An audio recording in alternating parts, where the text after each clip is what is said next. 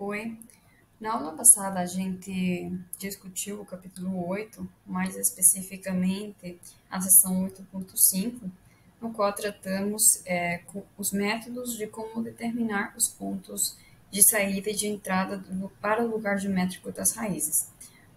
Utilizando como base o exemplo 8.3 do livro, o primeiro método é via derivação, o qual utiliza cálculo diferencial para encontrar esses pontos de saída e de entrada. A partir da figura e vendo os polos e os zeros, conseguimos determinar, ou seja, escrever a nossa função de transferência, qual é essa daqui.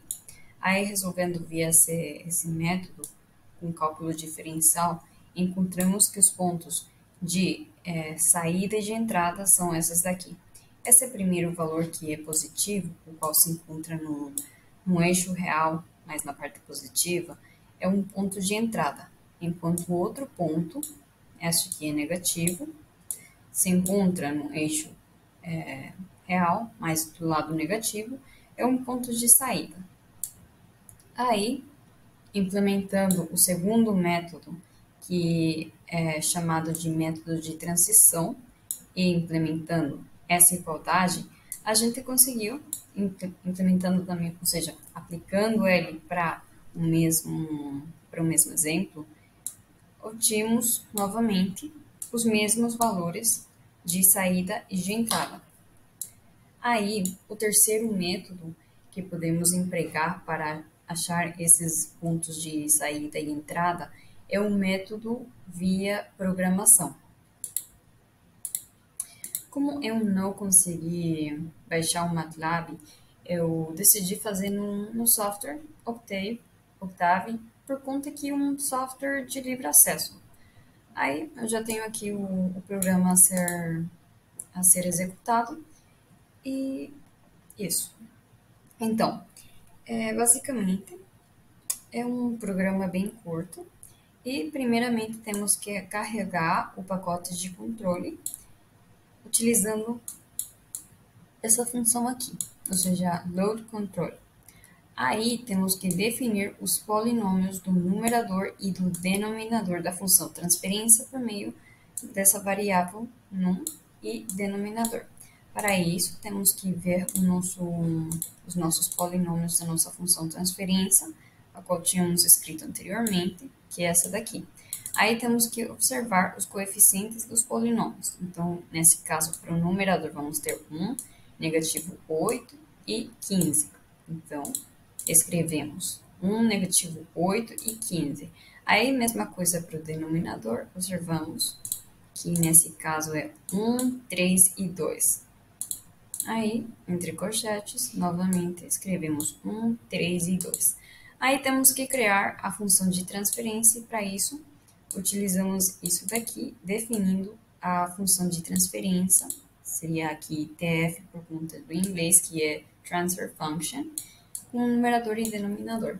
Aí plotamos o lugar geométrico das raízes, utilizando essa função de RLOCUS, por conta que em inglês, lugar geométrico das raízes é chamado de root locus. Aí, com essa função, automaticamente vai calcular e plotar como as raízes da equação característica mudam à medida que K varia. E o gráfico resultante nos ajuda a visualizar essas mudanças. Aí, essa parte daqui é simplesmente para poder definir o título e o nome dos eixos. X, que seria a parte real, e Y seria a parte imaginária. Então, aí rodamos o programa e vai aparecer o nosso gráfico. Podemos observar que desse lado a gente tem os nossos polos e desse lado os zeros. E esse gráfico coincide efetivamente com o que a gente tinha no exercício. Então,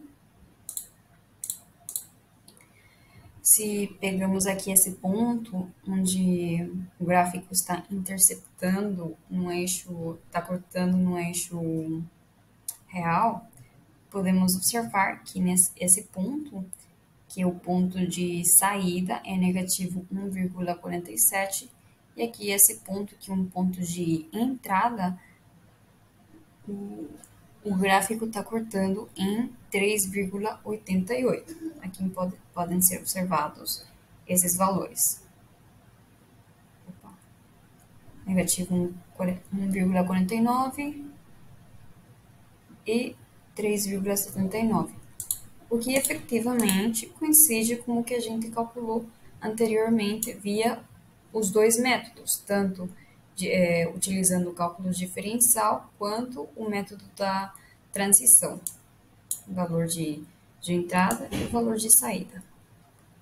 Bom, era isso que eu tinha para apresentar para vocês hoje. Espero que vocês tenham gostado e agradeço a atenção de vocês.